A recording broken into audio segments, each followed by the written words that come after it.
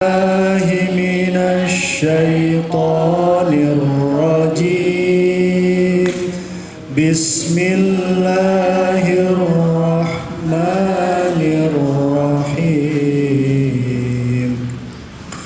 والليل إذا يغشى والنهار إذا تجلى وما خلق الذكر والأنثى إن سعيكم لشتى فأما من أعطى واتقى وصدق بالحسنى فسنيسره لليسرى وأما من بخل واستغنى وكذب بالحسنى فسنيسره للعسرى وما يغني عنه ماله إذا تردى إن علينا للهدى وإن لنا للآخرة والأولى فأنذرتكم نارا تلظى لا يصلاها إلا الأشقى الذي كذب وتولى وسيجنبها الأتقى الذي يؤتي ماله يتزكى وما لأحد عنده من نعمة تجزى إلا ابتغاء وجه ربه الأعلى ولسوف يرضى صدق الله العظيم. Bismillah, alhamdulillah, wassalatu wassalamu ala rasulillah Sayyidina wa maulana Muhammad ibn Abdillah wa ala alihi wa sahbihi wa man wala. Amma ba'du, Allahumma inna nas'aluka ilman nafi'an wa rizqan wasi'an halalan thayyiban wa amalan mutaqabbalan. Amin ya rabbal alamin.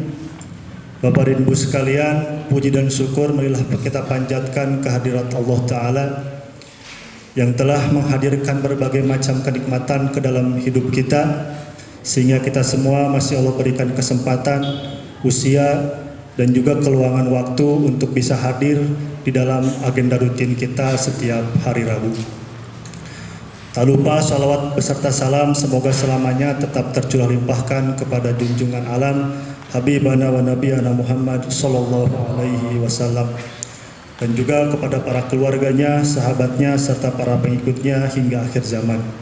Mudah-mudahan kita semua, keluarga kita, dan juga seluruh masyarakat yang ada di sekitar kita diizinkan untuk mendapatkan syafaatnya di yaumil qiyamah. Amin ya rabbal alamin. Selanjutnya kita langsung saja memasuki ke agenda inti.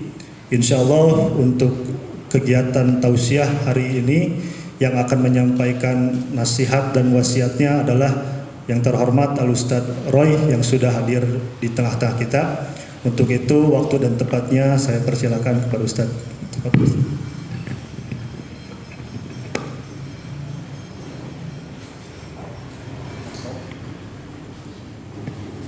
Bismillahirrahmanirrahim. Assalamualaikum warahmatullahi wabarakatuh.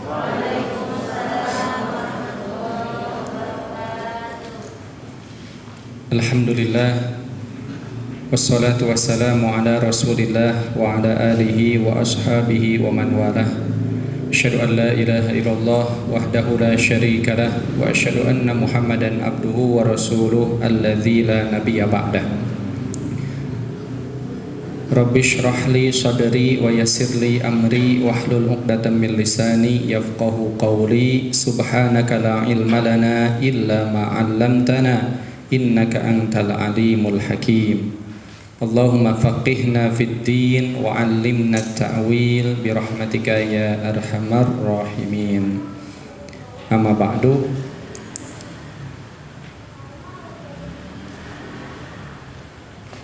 Bapak-bapak dan ibu-ibu yang dimuliakan oleh Allah Subhanahu wa taala. Alhamdulillah, pada kesempatan yang penuh dengan keberkahan ini kita masih ditakdirkan oleh Allah Subhanahu wa taala bersilaturahim kembali, berkumpul sama-sama thalabul ilmi. Mudah-mudahan perkumpulan kita dalam majelis ilmu ini mendapatkan curahan rahmat dan keberkahan dari Allah Subhanahu wa taala, disaksikan oleh para malaikat-malaikat Allah Subhanahu wa taala, dan ilmu yang kita akan bahas menjadi ilmu yang bermanfaat dan barokah untuk diri kita pribadi dan untuk keluarga kita. Amin ya rabbal alamin. Insyaallah kita akan membahas salah satu hadis Rasul sallallahu alaihi wasallam. Hadis ini disampaikan oleh Al-Imam Muslim rahimahullahu taala. Hadis yang tidak terlalu panjang. Di sini disampaikan qala al-Imam Muslim rahimahullahu taala. Berkata Imam Muslim rahimahullahu taala, ini secara lengkapnya sanad, ya, sanad atau isnad yang lengkapnya. Haddatsana, telah berkata kepada kami Ishaq bin Ibrahim. Yang pertama Ishaq bin Ibrahim, wa Muhammad bin Yahya. Yang kedua Muhammad bin Yahya bin Abi Umar. Ketiga wa Muhammad bin Bashar.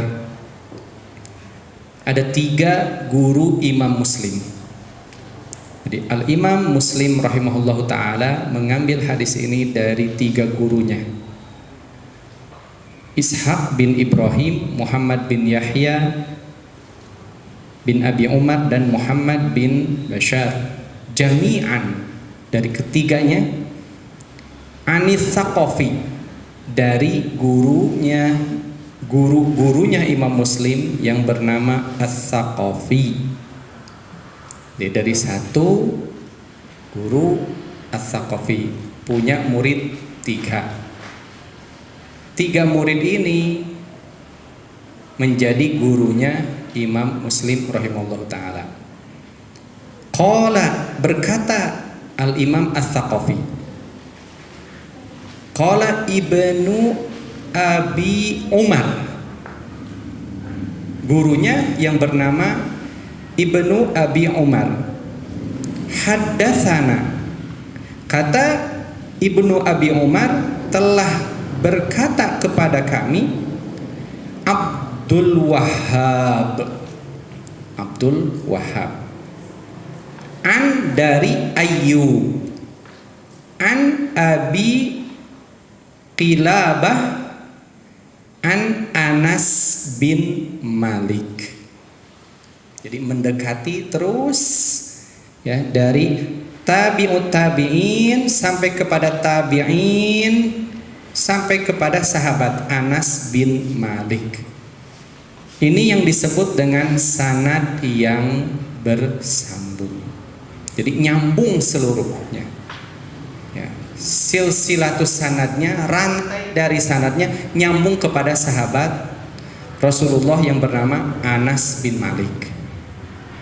Maka hadis ini tentu mendapat kekuatan dan predikat sebagai hadis yang sahih. Karena semua yang disampaikan oleh Al-Imam Muslim rahimahullahu ta'ala semuanya memenuhi kriteria hadis sahih. Bapak-bapak dan ibu-ibu yang dimuliakan oleh Allah Subhanahu wa taala, kita membahas sanad dulu sebentar ya, untuk murojaah atau untuk menguatkan pemahaman kita terhadap ilmu hadis. Sanad disebut atau hadis disebut dengan hadis yang sahih itu memenuhi kriteria syarat utama berapa? 5. Yang pertama adalah ittisalus sanad. Sanadnya harus nyambung. Maka ketika ada sukut, ada yang jatuh, ada yang di situ tidak nyambung, putus ya, berarti jatuhlah dari sahih menjadi hasan atau menjadi dhaif.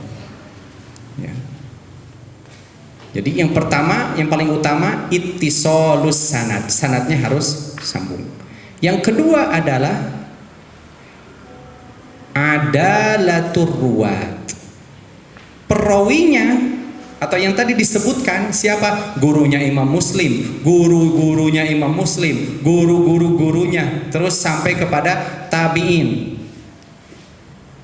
Sahabat tentu ya, mereka tidak usah dikoreksi kembali ya. Yang sudah masyhur, apalagi Anas bin Malik yang paling dekat dengan Rasulullah SAW. Maka ada laturuat, mereka harus adil. Maksud dari adil itu apa? Adil itu adalah dia harus muslim paling utama, dia harus balik, dia harus aqil, berakal, dia harus salim, terlepas atau selamat dari irtikabul kabirah. Jadi dosa-dosa besar ataupun isror, mengulang-ulang atau kembali dalam apa? Dosa-dosa kecil. Itu harus bersih dari seorang perawi hadis. Maka ketika itu semuanya clear, maka ini adalah turwa, perawinya adil. Yang ketiga adalah dobtur ruwat, harus dobit. Apa yang dimaksud dengan dobit? Dobit ini memiliki dua. Dobit secara sodar, dada, dalam bahasa istilah hadisnya atau dalam mustalah hadis, dobit sodar sama dobit kitab, buku. Yang dimaksud dobit sodar atau dada artinya apa yang telah dia dengar dari gurunya, dia benar-benar menghafalnya dan tidak pernah lupa. Bagaimana? Kapanpun dia harus menyampaikan, dia siap untuk menyampaikannya. Itu sadar. Jadi kecerdasan yang luar biasa. Ini dimiliki oleh Al-Imam Muslim, Al-Imam Bukhari tentu.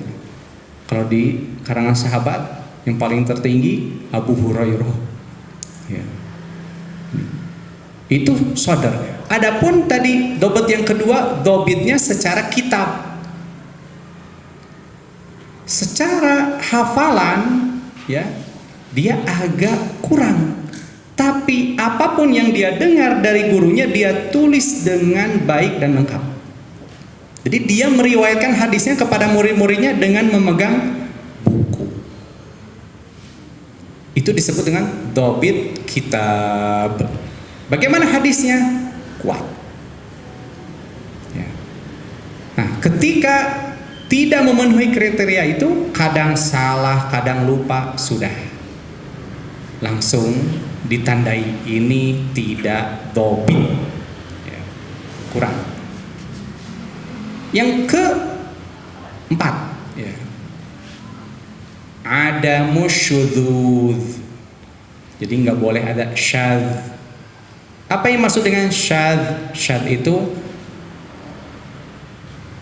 seorang yang thiqah, seorang yang dipercaya, seorang yang baik tadi, dia bagus hafalannya, ini semuanya bagus, dia tidak bertentangan dengan yang lebih hebat lagi secara hafalan, secara kesolehan, ya. Jadi tidak ada pertentangan. Artinya clear, semuanya tidak ada. Ada hadis berbicara tentang misal kaifiyatil wudu, ya. Ternyata ada hadis lagi yang bertentangan. Nah, ini turun derajatnya, bukan sahih. Jadi itu adamus syudzuz, ya, adamus syudzuz. Ini lebih kepada matannya, matan hadis. Terus yang kelima adalah adamul illah. Ya, adamul illah. Illah ini dimaksud dengan cacat dalam hadis. Secara zahir, nampak luar bagus, tidak ada permasalahan. Tapi ketika dikoreksi dengan ilmu jarh wa ta'dil, itu ya, dengan mengkoreksi ini ada cacatnya atau tidak, ini terus ya pendalaman para hakim-hakim, ya, atau para hujah-hujah yang ahlul hadis, ulama-ulama ahlul hadis. Ya, karena kan minimal untuk mendapatkan derajat hujah atau hakim itu berapa hadis yang dia harus hafal? Ulama tersebut harus hafal minimal 100.000 hadis, baru bisa untuk menjadi hujah, ya, yang bisa untuk mengkoreksi yang lainnya. Jadi kalau cuman hafal 42 hadis arba'in belum bisa, ya. Atau 100 hadis, ya, yang disampaikan dari kelas 1 misalnya sampai, ya, guru-guru yang sudah hafal 100 belum bisa. Harus 100.000 minimal, bahkan sampai 300.000, ya. Karena Imam Ahmad bin Hambal rahimahullah ta'ala itu beliau menghafal ribuan, ya, ratusan ribu, maksudnya ratusan ribu hadis, ya, ratusan ribu. Meskipun yang dituangkan dalam Musnad Ahmadnya tidak sebanyak itu, ya. Sama Imam Bukhari. Imam Bukhari hafal banyak hadis, tapi yang dituangkan dalam Sahih Bukharinya, ya, kalau tanpa pengulangan itu hanya 4.000. Imam Muslim juga sama, ya. Banyak hadis yang dihafal. Jadi itu untuk adamul illah. Jadi ketika 5 syarat ini semuanya sempurna, setelah cek and recheck, dicek semuanya sudah selamat dari cacat, selamat dari sudut, ya. Terus rawinya adil, rawinya dhabit, terus ittisal sanad, nyambung sanadnya, itu hadis yang sahih. Bagaimana kita berinteraksi dengan hadis yang sahih? Bisa dijadikan hujjah, kekuatan, ya. Itu. Nah, hadis yang disampaikan pada siang hari ini adalah salah satu hadis sahih karena Bukhari rahimahullahu ta'ala, Al-Imam Bukhari meriwayatkan, jadi muttafaqun alaih, ya, muttafaqun alaih. Tentang hadis apa yang disampaikan? Qala Rasulullah sallallahu alaihi wasallam, salasun, 3, man kunna fihi, ya, siapa yang mendapatkan di dalamnya, wajada bihinna, dia akan memperoleh dengan 3, ya, hal tersebut, halawatul iman, manisnya keimanan, manisnya iman. Yang pertama, man kana Allah wa rasuluhu ahabbu ilaihi mimma siwahuma.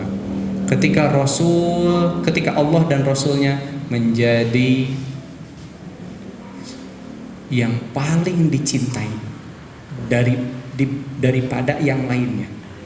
Jadi Allah dan Rasulnya. Kedua, wa ayyuhibbal mar'u la yuhibbuhu illa lillah. Dia mencintai saudaranya, rekannya, sesama muslimnya karena Allah Subhanahu wa taala. Wa ayyakraha ayyauda fil kufri ba'da an anqadhahu Allahu minhu kama yakrahu ayyaqdhifa finnar. Ya, dia benci, dia tidak mau untuk kembali kepada kekufuran setelah Allah menyelamatkannya. Ya, sama seperti dia tidak mau dan benci akan dilempar ke dalam api neraka. Ini sekilas maknanya, kita akan mempendalaminya sedikit dari sisi pertama adalah siapa Anas bin Malik.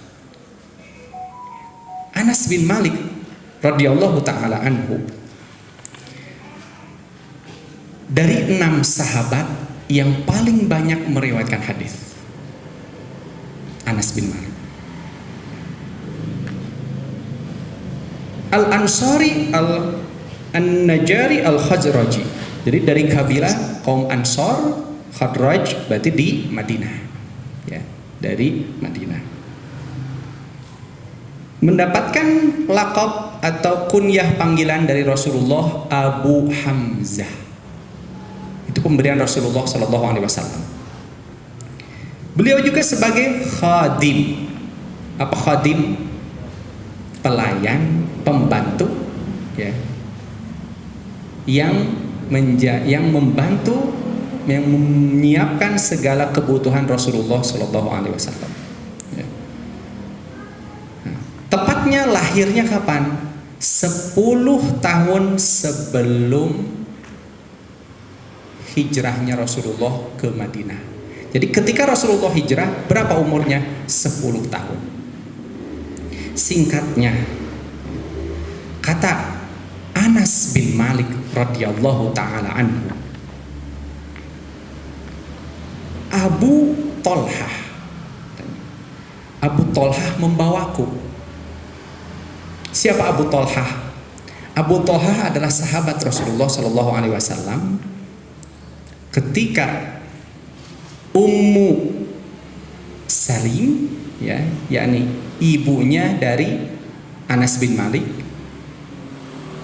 ditinggal karena meninggal oleh suaminya yang bernama Malik, sehingga statusnya janda. Abu Tolhah ini berminat untuk menikahinya. Kata Ummu Salim, ya, berkata kepada Abu Tolhah, engkau bukan muslim, tidak mungkin aku menikahimu. Kalau engkau benar-benar serius ingin menikahiku, maka masuklah ke dalam agama Islam. Aku ridho itu sebagai mahar untukku. Maka masuklah memeluk agama Islam dan Allah muliakan atas keislamannya, menjadi sahabat yang mulia. Ya, Abu Tolhah. Nah, ceritanya Abu Tolhah membawaku datang menghadap Rasulullah Shallallahu Alaihi Wasallam. Ya. Kemudian Rasulullah Shallallahu Alaihi Wasallam, ya, Abu Tolhah berkata kepada Rasul bahwasanya ini adalah Anas,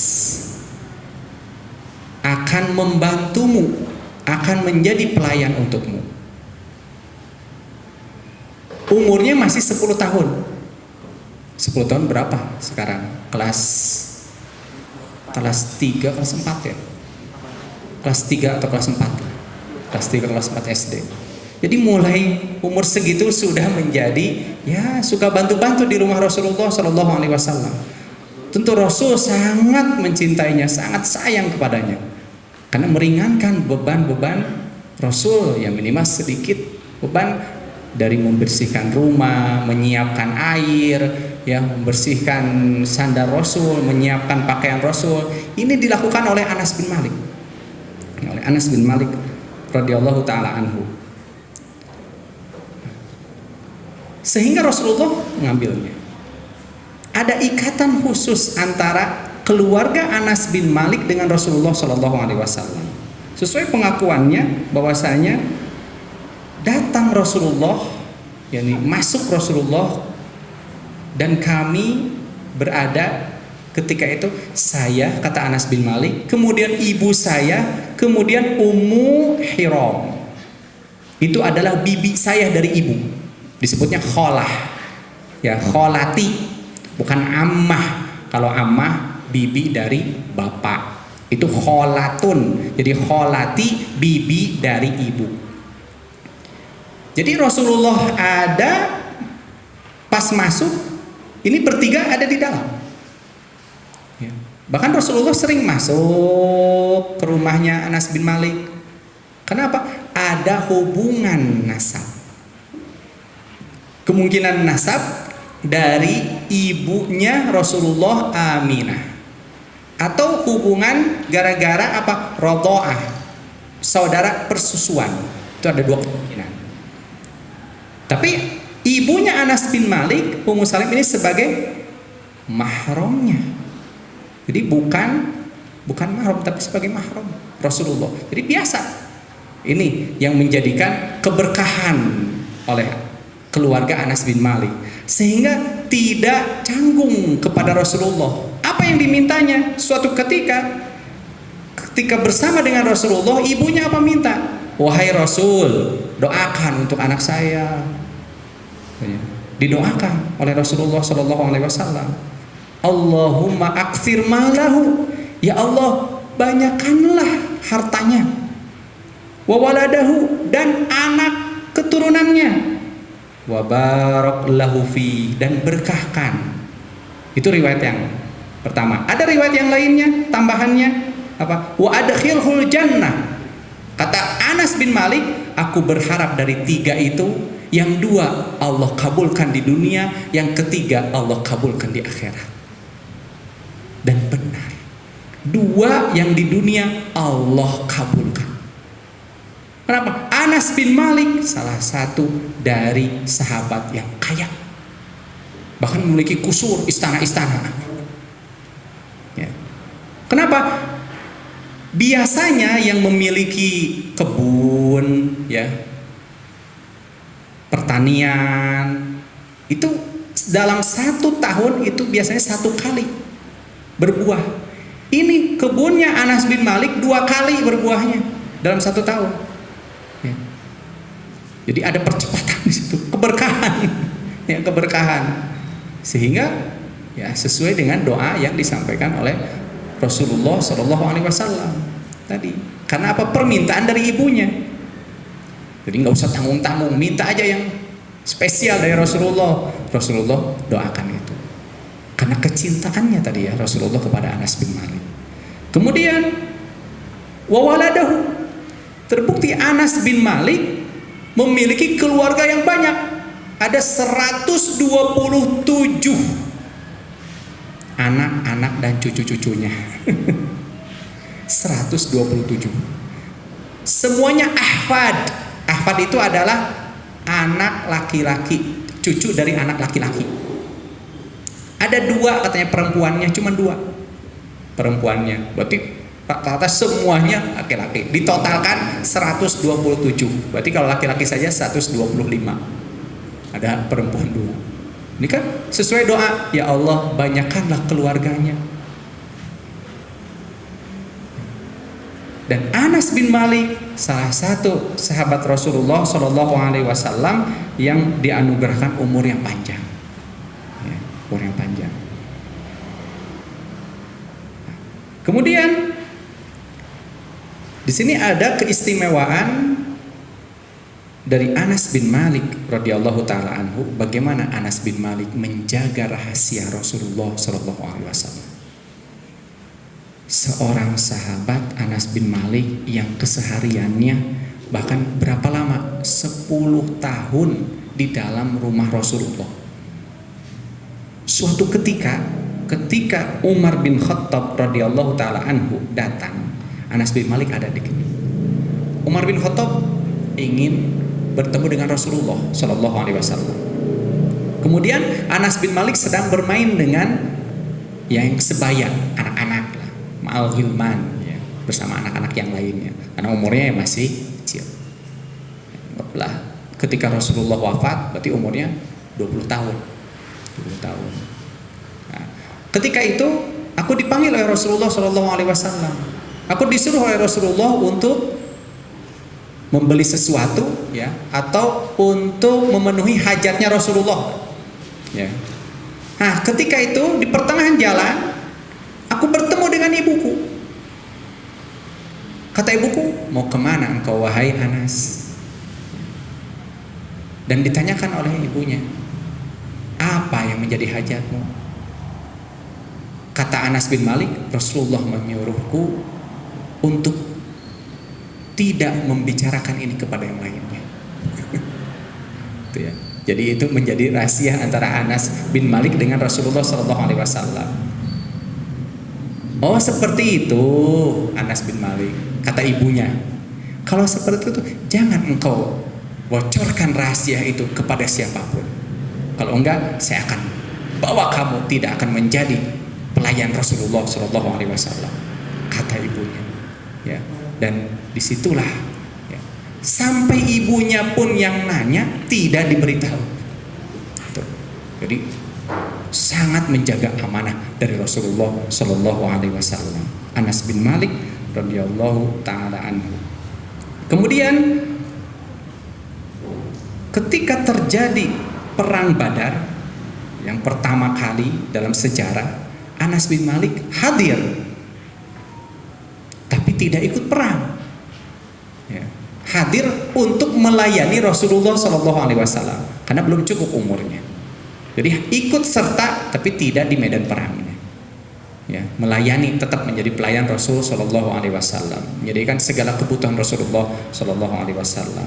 Dan setelah itu di 8 peperangan atau ghazwah yang lainnya Anas bin Malik ikut serta karena sudah mencukupi dari sisi umurnya. Jadi hanya 8 peperangan ikut serta dengan Rasulullah Shallallahu Alaihi Wasallam. Adapun di Badar tidak ikut perang tapi ikut serta saja melayani Rasulullah Shallallahu Alaihi Wasallam.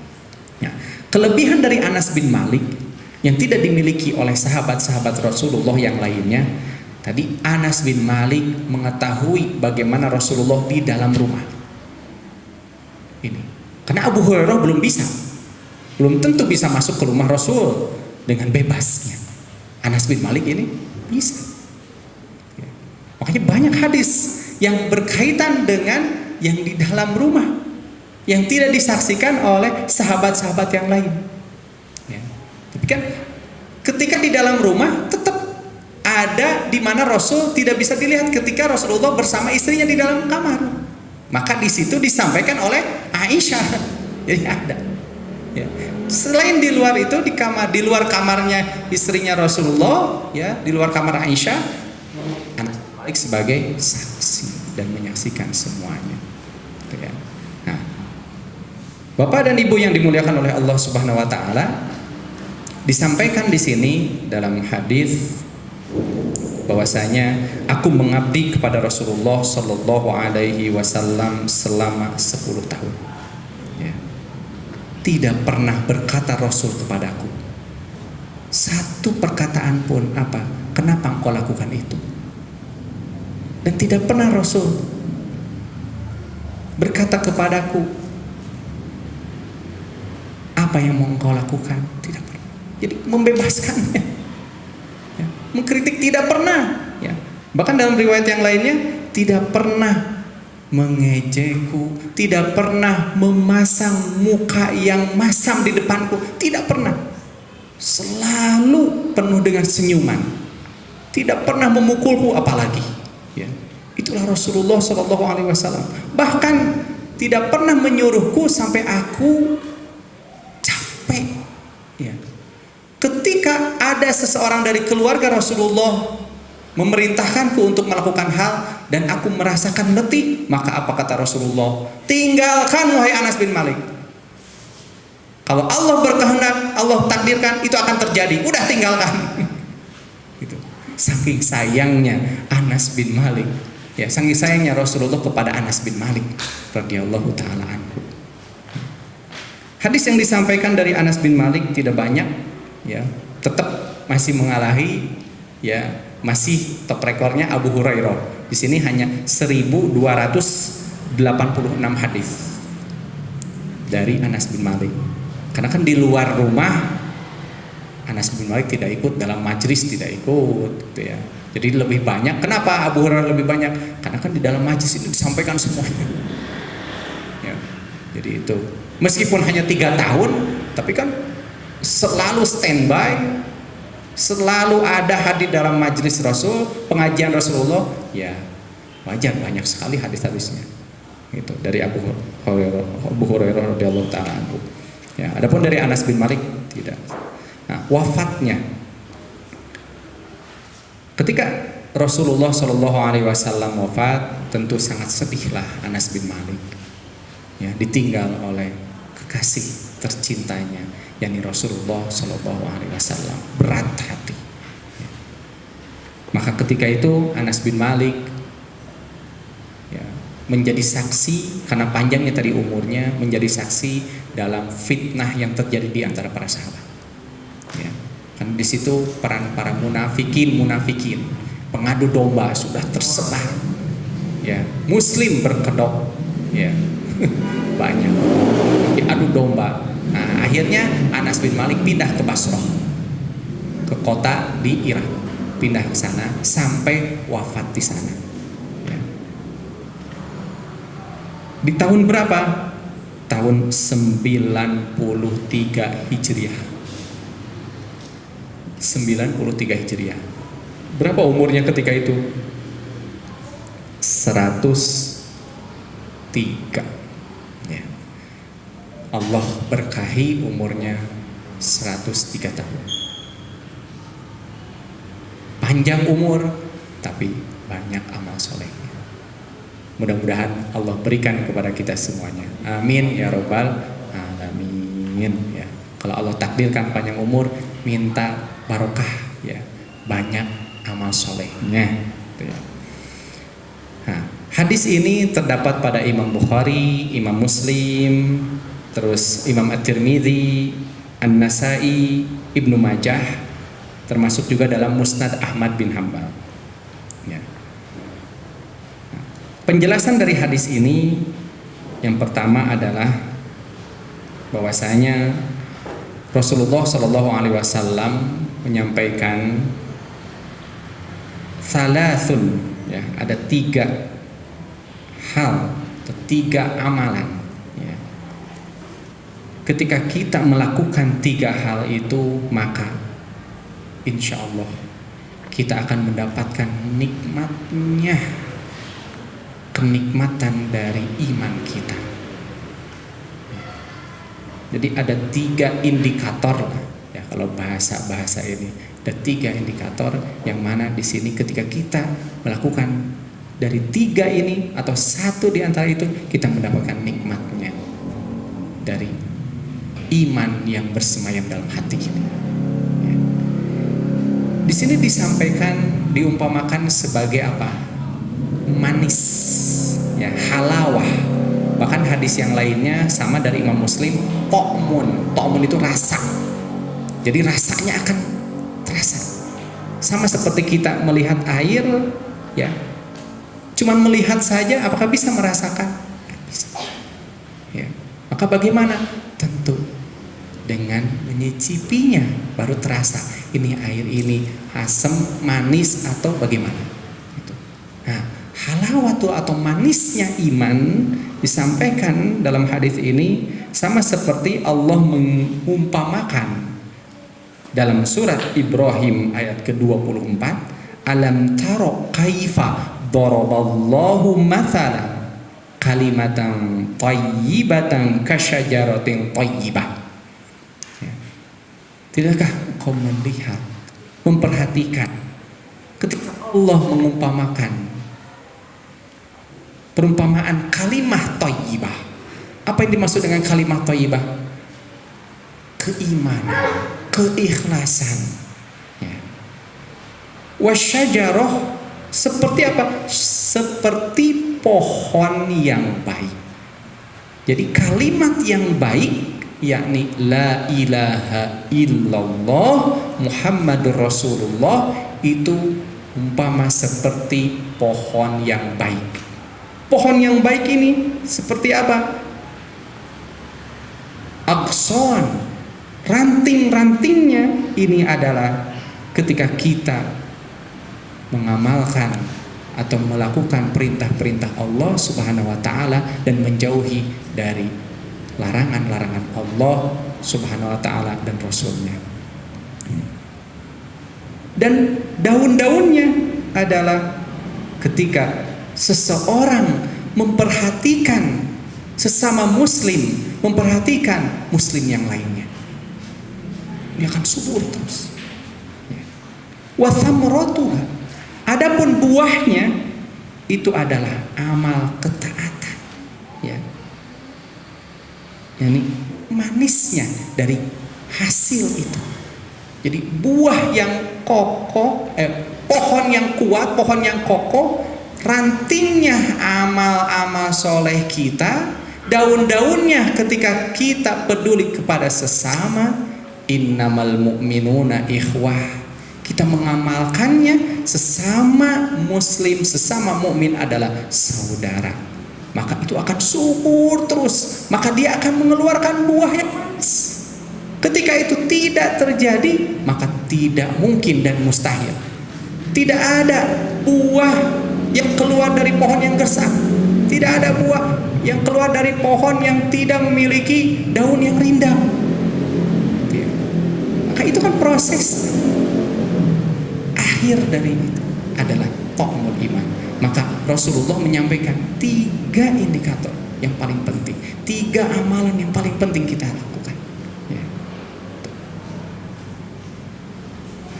Yang pertama tadi adalah mahabbah, kecintaan kita kepada Allah dan Rasulnya. Cinta terhadap Allah dan Rasulnya. Bagaimana kita mengamalkan cinta kepada Allah? Dengan melakukan segala perintah Allah dan menjauhi segala larangan Allah Subhanahu wa ta'ala, dan ridho atas apa yang telah Allah takdirkan. Ini cinta. Bahkan untuk memperoleh kecintaannya yang lebih dalam lagi, melakukan bukan hanya sekedar kewajiban, tapi sunnah-sunnahnya dia lakukan. Bukan hanya sholat 5 waktu, tapi qobliyahnya luar biasa dia jaga, ba'diyahnya dia jaga. Bukan hanya itu, duhanya dia jaga, tahajudnya dia jaga, sholat-sholat nawafil atau tambahan-tambahan, tatawu, tambahan-tambahan yang sunnah dia jaga. Bentuk apa? Karena sudah cinta terhadap Allah Subhanahu wa ta'ala. Rasanya ingin ketemu terus. Bukankah Rasulullah SAW pernah berkata bahwasanya telah dijadikan untukku penenang hati, ya, penentram jiwa, apa? Sholat. Ya. Jadi kalau gelisah, Rasulullah, ya obatnya sholat, ya obatnya yang paling mujarab adalah sholat. Bukan ketika jenuh, wah ini mah harus refreshing, ini mah harus jalan-jalan, ini mah ke floating market, harus jalan-jalan, ini mah ke daerah Ciwidey. Bukan itu. Ya, kalau kita benar-benar ingin, ya, berkudwah, meneladani Rasulullah Shallallahu Alaihi Wasallam, ya kalau ingin jalan-jalan, jangan tanggung, jalan-jalan ke Baitullah sana. Ingin ke Ka'bah, refreshing, itu baru yang refreshing tanggung, mending kumpulin aja uangnya. Itu ya. Nah terkadang dia kan manusia itu perlu refreshing. Justru refreshing yang paling nikmat itu sholat. Ketika kita sudah mendapatkannya, berarti di situ sudah terbentuk kecintaan kita kepada Allah Subhanahu wa ta'ala. Ya. Maka jangan heran ketika seseorang sujudnya lama, berdirinya lama, karena menikmati. Nikmat. Beda dengan seseorang yang sholatnya wah gaya kilat, ya. Itu lancar jalan tol ini mah, ya, jalan tol. Nah ini mahabbatullah, cintaan terhadap Allah Subhanahu wa ta'ala, dan kecintaan kepada Rasulnya. Bagaimana cinta kepada Rasul Sallallahu Alaihi Wasallam? Ya ayyuhalladzina amanu la tuqaddimu baina yadayillah wa rasulih. Tidak boleh mengedepankan. Kalau di situ ada Al-Qur'an yang berbicara, hadis yang berbicara, sudah ini harus didepankan. Tidak boleh mengedepankan perkataan yang lainnya atau pendapat yang lainnya. Kalau ada firman Allah, Rasulnya, sudah tidak bisa diganggu gugat lagi. Mahabbatur Rasul, cintaan kepada Rasulullah Sallallahu Alaihi Wasallam, menjadikan Rasulullah Sallallahu Alaihi Wasallam insan yang paling dicintai, bahkan melebihi kecintaan terhadap dirinya. Umar bin Khattab pernah datang kepada Rasul Sallallahu Alaihi Wasallam. Kata Umar bin Khattab, lin Nabi, qala lin Nabi, berkata kepada Rasulullah Sallallahu Alaihi Wasallam, engkau wahai Rasul Sallallahu Alaihi Wasallam, ahabbu, yang paling aku cintai dari segala sesuatu, kecuali diriku. Kata Umar, illa nafsi, kecuali aku. Artinya dia lebih cinta terhadap dirinya. Faqala, berkata Rasulullah Sallallahu Alaihi Wasallam, la, tidak seperti itu. Walladzi nafsi biyadi, demi jiwaku yang berada di dalam kekuasaan Allah Subhanahu wa taala, hatta akuna ahab, sampai aku, kata Rasul Sallallahu Alaihi Wasallam, paling dicintai ilaika olehmu, ya, wahai Umar bin Khattab, min nafsika, dari dirimu. Faqala lahu Umar, fa innakal an, sesungguhnya engkau sekarang, wallahi demi Allah, ahabbu ilayya min nafsi, yang paling aku cintai lebih daripada diriku sendiri. Itu yang benar. Umar bin Khattab dikoreksi oleh Rasulullah Sallallahu Alaihi Wasallam. Jadi kecintaannya terhadap Rasul harus melebihi kecintaan terhadap diri sendiri. Karena kecintaan terhadap diri sendiri kalau masih menjadi nomor pertama, kemungkinan dia akan memprioritaskan keinginan diri sendiri. Cinta terhadap diri sendiri, enaknya masih tidur. Cinta terhadap diri sendiri, tidur aja. Padahal sudah waktunya adzan subuh. Apalagi sekarang subuh jam 4. Wah, berat. Malamnya hujan, wah berat. Kadang subuh masih hujan juga, berat, tambah berat. Tapi karena kecintaan terhadap Allah tadi dan Rasulnya, dia akan. Dan kecintaan ini, ya, ketika seseorang, ya sudah, mungkin tidak usah saya bahas tentang bagaimana efek cinta itu. Bapak dan Ibu sudah merasakan, ya. Tapi itulah hebatnya. Dalam amaliyah apapun, perintah apapun akan terasa ringan sekali, tidak akan berat. Kenapa? Dilandasi dengan rasa cinta. Bahkan ketika seseorang sudah mendalami itu, dia tidak akan berharap surga, tidak. Dia tidak akan berharap pahala, tidak. Dia hanya mengharap cinta Allah dan Rasulnya. Ini tentu mendapatkan ini tidak langsung, ini by proses, dari memaksakan diri, tumbuhkan kecintaan kembali, terus ya, mendekat dengan Allah, ya, membahas tentang kepribadian Rasulullah, sehingga apapun yang dilakukan oleh Rasulullah berusaha dia untuk menirunya dengan sebaik. Kenapa? Kecintaannya terhadap Rasulullah Sallallahu Alaihi Wasallam. Jemaah yang dimuliakan oleh Allah Subhanahu wa taala, surat Ali Imran ayat 31 sangat jelas sampai terhadap kita, qul, katakanlah, in kuntum tuhibbunallah, kalau kalian, yakni kita semuanya, cinta kepada Allah Subhanahu wa taala, fattabi'uni, maka ikutilah aku, kata Rasul sallallahu alaihi wasallam. Ikutilah Rasulullah sallallahu alaihi wasallam. Yuhibbukumullah, maka Allah akan mencintai kalian. Wa yaghfir lakum dzunubakum, bukan hanya itu, semua dosa akan diampuni oleh Allah Subhanahu wa taala. Ya, semua dosa akan diampuni. Wallahu ghafurur rahim, dan Allah Maha Pengampun dan Maha Penyayang. Kecintaan yang sejati adalah cinta kepada Allah dan Rasulnya. Tidak akan rugi sama sekali. Ya, di situ kita harus memposisikan diri pada hal ini yang paling utama. Bagaimana? Ya, tentu menjadi kewajiban kita melatih, ya, mencari dan terus, ya, sehingga tumbuh dalam diri ini cinta terhadap Allah dan Rasulnya. Ini hal yang pertama. Dan hal yang kedua adalah wa ayyuhibbal mar'u la yuhibbuhu illa lillah. Dia mencintai, menyayangi seseorang, terutama sesama muslim. Cintanya kepada sesama muslim, kepada saudaranya, kepada tetangganya, kepada kerabatnya, ya, kepada rekan kerjanya, karena landasannya cinta karena Allah Subhanahu wa ta'ala. Dalam hadis yang lain, hadis Anas bin Malik, muttafaqun alaih, sahih. Hadisnya lebih pendek dari ini.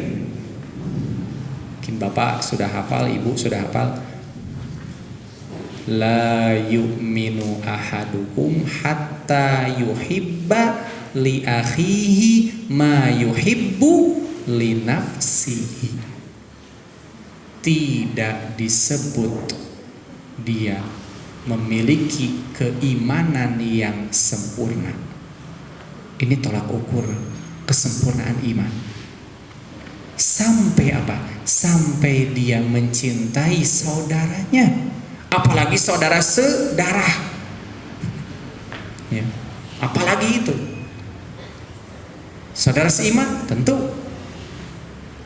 Allah menyatakan, Allah mengatakan innamal mu'minuna ikhwah, jelas. Hadis Rasul, kal jasad wahid, seperti satu tubuh yang, ya, kesatuan tubuh yang satu, gitu ya, kuat. Itu. Hatta yuhibba li akhihi ma yuhibbu li nafsi, sampai dia mencintai, menyayangi saudaranya sama seperti dia mencintai dirinya sendiri. Apakah ada di antara kita yang mau menonjok dirinya? Apakah ada di antara kita yang mau menipu dirinya? Tidak ada. Apakah ada di antara kita yang ingin menyakiti hati dirinya sendiri? Ada.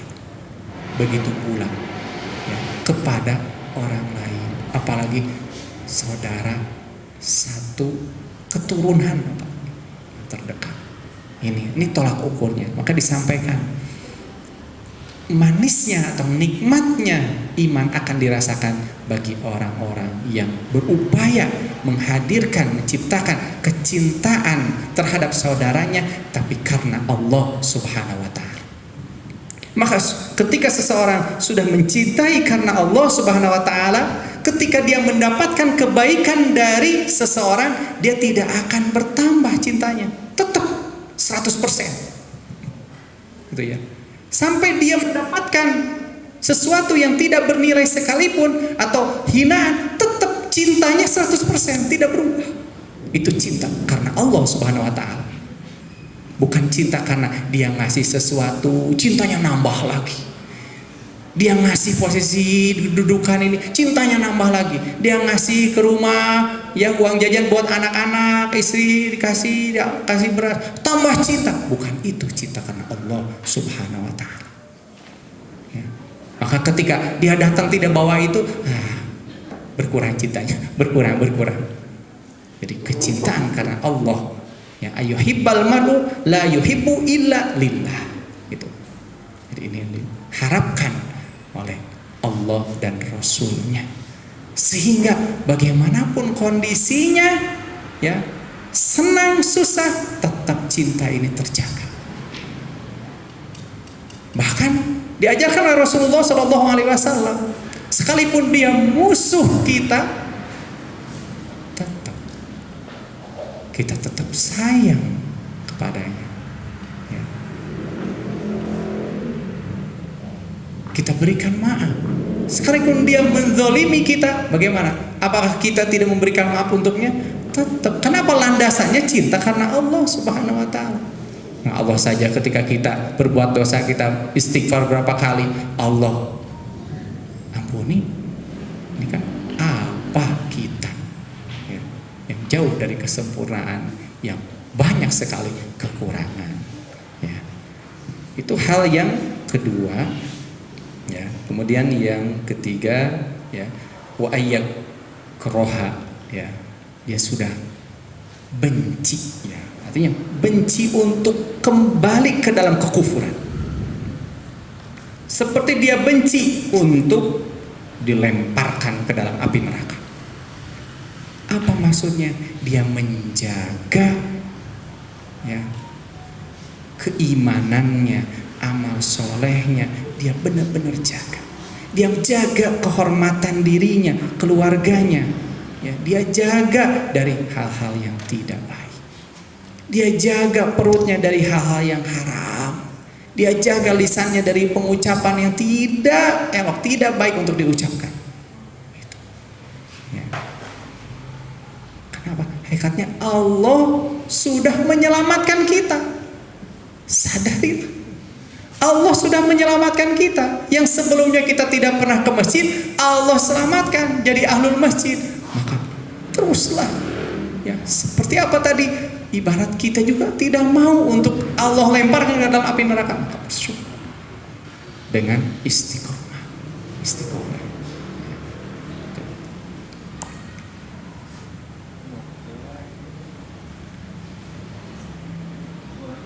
Hadirin yang dimuliakan oleh Allah Subhanahu wa taala, ya, di sini ada beberapa yang bisa diambil, saya akan sampaikan satu dua. Ya. Kecintaan seorang hamba kepada Allah Subhanahu wa taala adalah kecintaan yang benar-benar menghantarkan sahibul mahabbah atau orang yang mencintai itu adalah ke dalam kebaikan-kebaikan tentunya. Begitu pula kecintaan seorang mukmin kepada nabinya, ya, itu akan menjadikan suatu modal untuk dia untuk meraih banyak pahala, ya, kebaikan-kebaikan dunia dan akhirat. Ya.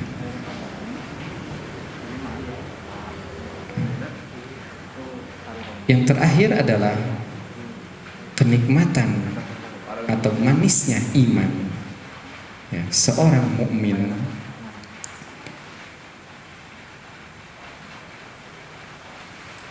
seperti yang telah disampaikan oleh Allah Subhanahu wa taala, firman Allah Subhanahu wa taala dalam ayat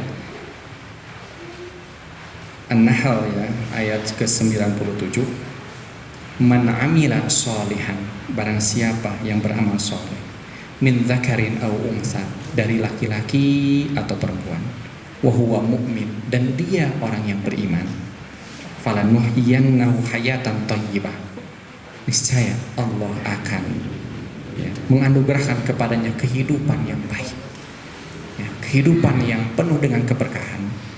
Walanajziyannahu, bukan hanya itu saja, tapi Allah akan membalasnya, Allah akan mengapresiasi, menghargainya dengan apa? Ajrahum bi ahsan, pahala untuk mereka dengan pahala yang terbaik, bi ahsani ma kanu ya'malun, lebih dari apa yang telah mereka lakukan.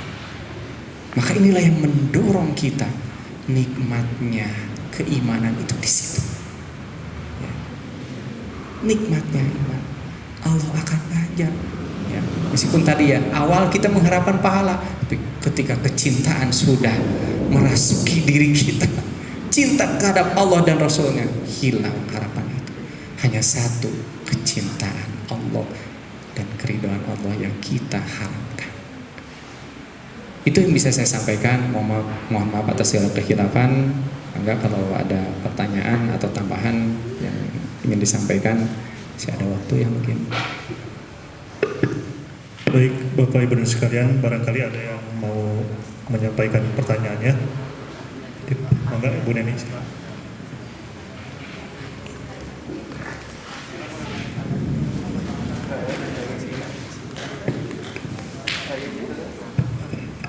Bismillahirrahmanirrahim. Ada dua pertanyaan Pak Ustadz.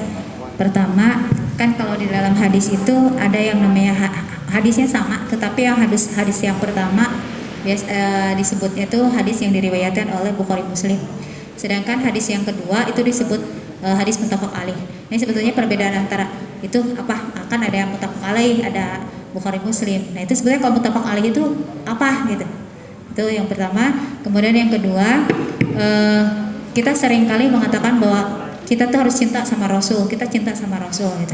Dan tahu gitu, saya juga kalau itu kita harus cinta sama Rasul. Tapi bagaimana caranya kita menghadirkan kecintaan kepada Rasulullah itu supaya betul-betul cintanya itu betul-betul cinta benar gitu, bukan hanya sekedar di mulut doang gitu. Itu aja, terima kasih. Yang pertama tadi terkait hadis ya, HR, hadis rawahu Bukhari atau Muslim atau wa Muslim. Ada pula muttafaqun alaih ya. Muttafaq itu artinya disepakati. Ya, muttafaq disepakati. Alaihi atasnya. Artinya hadis ini, atas hadis ini. Jadi muttafaqun alaih disepakati oleh siapa? Sudah lumrah di kalangan para muhaddisin bahwasanya ketika muttafaqun alaih yang menyepakati pasti dua imam Bukhari dan Muslim. Tidak disandingkan untuk Imam An-Nasai, Imam At-Tirmidzi, tidak. Jadi ketika ada muttafaqun alaih disepakati, siapa yang menyepakati? Kedua imam tersebut, yakni Bukhari dan Muslim.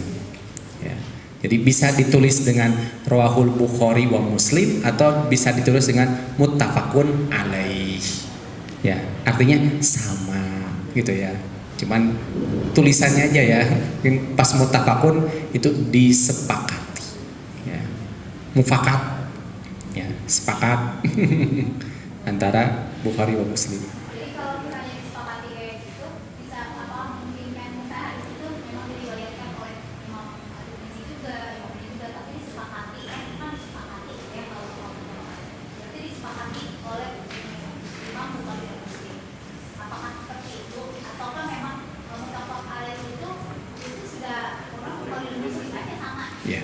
Jadi untuk muttafaqun alaih hanya Bukhari dan Muslim. Karena ketahuilah Bukhari dan Muslim adalah Muslim itu sebagai muridnya Al-Imam Al-Bukhari. Ya. Jadi ketika ada satu, dua hadis, beberapa hadis yang gurunya sama meriwayatkan itu, jalurnya yang sama, muridnya juga Imam Muslim juga meriwayatkan dari jalur yang sama. Gitu. Karena Imam Bukhari ngambil dari gurunya, Imam Muslim ngambil dari gurunya siapa? Imam Bukhari langsung. Imam Bukhari ke gurunya Imam Bukhari, gitu. Adapun Imam Nasai, Imam Ahmad, ya itu tidak termasuk itu. Jadi jalurnya ada lagi khusus jalurnya. Tadi kita lihat ya muttafaqun alaih itu kan dari jalur sanadnya. Jalur yang tadi hadasana ini, an itu. Jadi yang disepakati ya ketika dicek di Bukhari juga hadasana Muhammad bin misalnya tadi ya Abdillah bin ya sama itu. Ya. Bin Syihab Ats-Tsaqafi ini sama. Ya, dikeluarkannya satu itu juga. Ya. Adapun kalau isinya sama, kadang matannya sama. Tapi sanadnya berbeda, berarti gurunya yang diambil beda. Ya, ketika melihat isinya, kontennya sama matannya, tapi kok tidak dimuttafaqun alaih? Karena gurunya yang diambil beda. Imam Muslim mengambil dari jalur yang lain. Karena setiap muhaddits ya, atau setiap para ahlul hadis seperti Imam Bukhari wa Muslim, Imam Nasai, mereka memiliki prinsip dalam pengambilan hadis masing-masing. Tidak bisa disamakan. Ya, tidak bisa disamakan. Cuman secara mutlak ya, secara kesepakatan bahwasanya emang yang paling terkuat dari segi sanad adalah milik Imam Bukhari. Itu yang paling terkuat. Bahkan Imam Muslim sendiri muridnya ya. Jadi tetap ya guru masih menang di situ.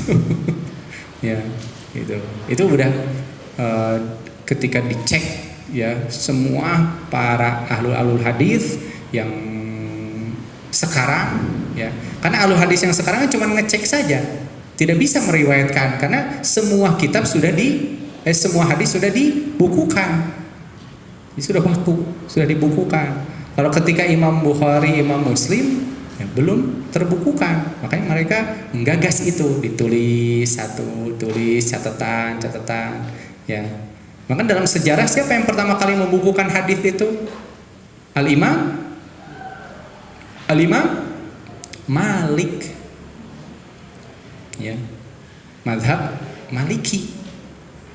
Hadisnya apa kitabnya Al-Muwatta. Ini pertama kali dalam sejarah. Itu ya, Al-Muwatta Imam Malik. Itu hadis-hadis. Nah, cuma di situ ada kekurangannya, makanya direvisi atau disempurnakan kembali, disempurnakan lebih sempurna oleh Imam Bukhari sesudah Imam Malik dan Imam Muslim terus gitu ya. Gitu. Ya kalau sekarang karya ilmiah direvisi lagi, ada kekurangan direvisi lagi, ini terus gitu ya, seperti itu. Itu untuk muttafaqun alaih. Terus yang kedua tadi ya, tentang menghadirkan kecintaan kita kepada Rasul Shallallahu Alaihi Wasallam. Kecintaan Rasul kecintaan kita kepada Rasul itu kan sudah menjadikan satu paket. Kita cinta kepada Allah. Karena pernyataan Allah tadi disampaikan di surat Ali Imran, kalau kalian benar-benar bukti ya, karena banyak orang yang cinta kepada Allah tapi tidak cinta kepada Rasul. Makanya tidak mau mengakui kenabian Rasulullah Shallallahu Alaihi Wasallam, meskipun cinta kepada Allahnya sudah jelas. Itu kan kaum Quraisy, kafir Quraisy, musyrikin kan, ya, Yahudi. Itu makanya cinta kepada Rasul pasti cinta kepada Allah Subhanahu Wa Taala. Nah, bagaimana ini? Tentu ya dengan salah satunya ihya'u sunnatihi, ya, menghidupkan kembali sunnah Rasul Sallallahu Alaihi Wasallam. Ini yang paling utama, ya, sunnah Rasul, terutama apa? Dalam beribadah, dalam bermuamalah, itu kan cinta, ya. Andaikan Rasul tidak diutus, bagaimana kita keadaannya sekarang? Masih dalam kesesatan, masih dalam kegelapan, ya. Bukankah sebelum Islam diutus, yakni sebelum Rasul Nabi kita Muhammad SAW diutus, ya, dibaiat menjadi Rasul yang di umur 40 tahun, bagaimana keadaan Mekah ketika itu? Hancur. Ini kalau terus-terusan, wah udah tidak akan beres. Maka di situ perlunya kita kecintaan itu dari situ, karena hadirnya Rasulullah SAW dengan perjuangan yang luar biasa. Kembali kepada sejarah, hebatnya perjuangan pengorbanan Rasulullah SAW dalam mengembangkan Islam. Maka banyak perlu kita cintai. Bagaimana mengikuti dan sirahnya, perjalanan hidup Rasul Sallallahu Alaihi Wasallam. Rasul Sallallahu Alaihi Wasallam. Jadi itu bentuk kecintaan kita, bukan hanya di lisan saja, maaf ya, bukan hanya di lisan, maaf, sholawatannya luar biasa, tapi ketika sholat subuh ke masjid nggak ada. Bukan itu cinta yang sebenarnya, ya. Cinta kepada Rasul, ya, apa yang dilakukan Rasul dari ucapan kita mengirim sholawat, kan itu kan untuk kita juga. Sholawat kan cinta kepada Rasul, ingin bertemu dengan Rasulullah Sallallahu Alaihi Wasallam. Ya. Makanya suka ada wawancara beberapa, ya, bagaimana katanya, ketika Anda kalau Allah takdirkan sekarang bertemu dengan Rasulullah Sallallahu Alaihi Wasallam, apa yang mau Anda bicarakan? Seorang yang fans banget ketemu dengan yang defense, bagaimana? Itu apalagi ini Rasul yang benar-benar mendapatkan kebaikan, ya, bukan hanya ngefans saja kepada artis yang ya tidak ada hasilnya sama sekali, tidak ada manfaatnya, gitu. Jadi tadi ya, kecintaan itu hadirkan di tengah keluarga kita sosok Rasulullah dalam keluarga. Maka ketika seorang suami cinta terhadap Rasulullah, dia akan berperan sebagai suami dengan cara ketika Rasulullah membimbing keluarganya. Begitu pula seorang istri bagaimana, ya, terus ini kan taunya dari mana? Dari pendalaman tentang kepribadian Rasulullah Shallallahu Alaihi Wasallam. Wallahu a'lam bishawab. Cukup.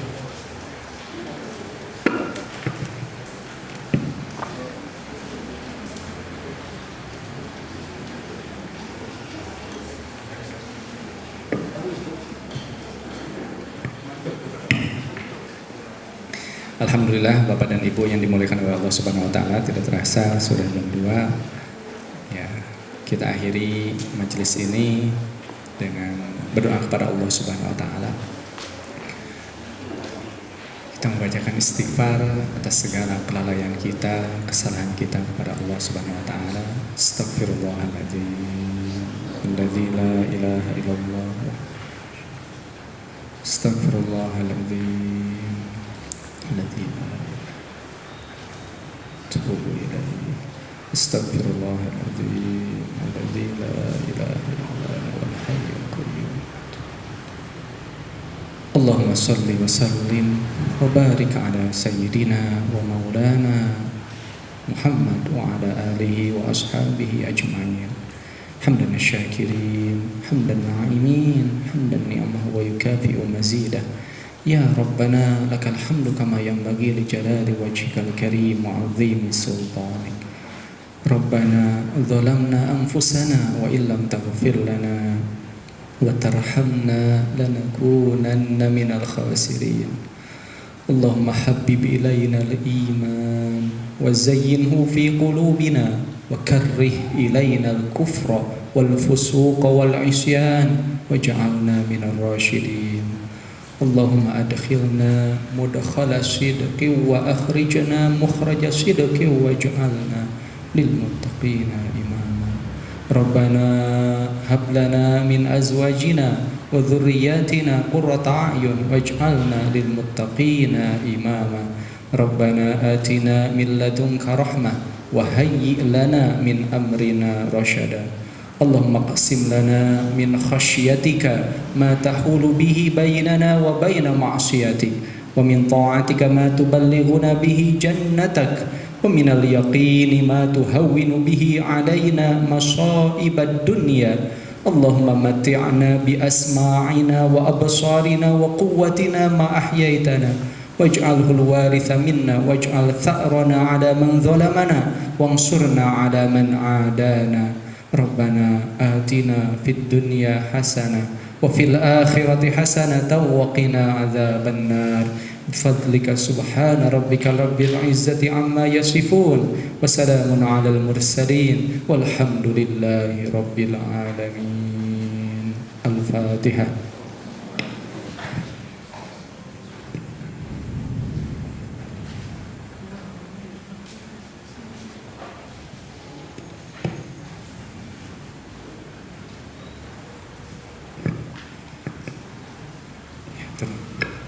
Syukran jazakumullah khair kasiran kepada Ustaz Roy yang sudah membersamai kita semua dan menyampaikan ilmunya kepada kita semua.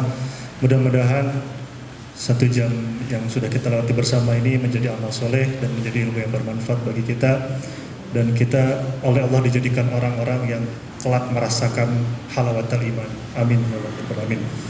Menutup kegiatan kita hari ini, marilah sama-sama kita melafalkan hamdalah alhamdulillahirabbil alamin dan doa akhir majlis. Subhanakallahumma wa bihamdika nasyhadu an la ilaha illa anta nastaghfiruka wa natubu ilaik. Wa sallallahu ala sayyidina Muhammadin wa ala alihi wasallam. Wassalamualaikum warahmatullahi wabarakatuh.